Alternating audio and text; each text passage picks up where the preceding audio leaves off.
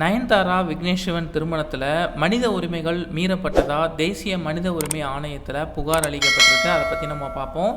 நானும் ரவுடி தான் இந்த படத்தில் நயன்தாராவும் விக்னேஷ் சிவனும் ஒரே இடத்துல ஒர்க் பண்ணும்போது தான் இவங்களுடைய லவ் ஆரம்பிச்சது.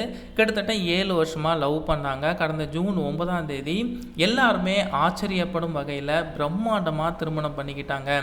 மாமல்லபுரத்தில் இருக்கக்கூடிய ஒரு தனியார் ரிசார்ட்டில் தான் பயங்கர கட்டுப்பாடுகளோட இவங்களுடைய திருமணம் நடைபெற்றது. திரையுலகத்தை சேர்ந்த ஒரு முக்கியமான விஐபிகள் மட்டும்தான் இந்த திருமணத்தில் கலந்துக்கிட்டாங்க. முதல்ல இவங்களுடைய திருமணம் திருப்பதியில் ரொம்பவே சிம்பிளாக பண்ணலாம் அப்படிங்கிற மாதிரி தான் முடிவு பண்ணியிருந்தாங்க. ஆனால் அங்கே அனுமதி கிடைக்காத பட்சத்தில் தான் மாமல்லபுரத்தில் இருக்கக்கூடிய ஒரு தனியார் ரிசார்ட்டில் இவங்க திருமணம் நடத்தினாங்க. இந்த திருமண நிகழ்ச்சியை ஒரு படமாக உருவாக்கி ஒரு தனியார் ஓடிடி நிறுவனத்துக்கு விற்கலாம் அப்படின்னு சொல்லி முடிவு பண்ணாங்க. கிட்டத்தட்ட 25 கோடிக்கு இவங்களுடைய திருமணத்தை சேல் பண்ணியிருக்காங்க.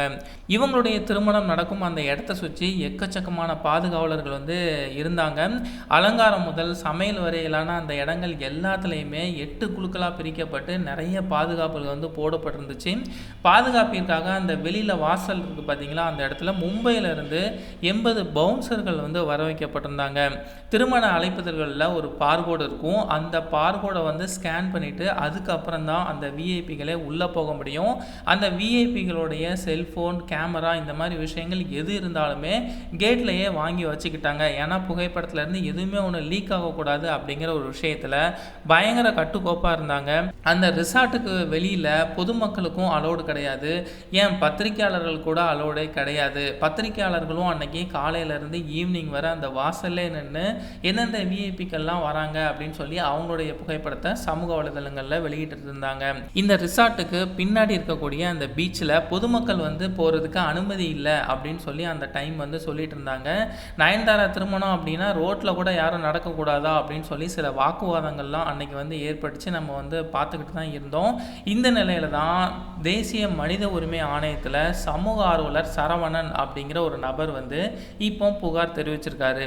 கடற்கரை அப்படிங்கிறது பொதுவான ஒரு இடம்.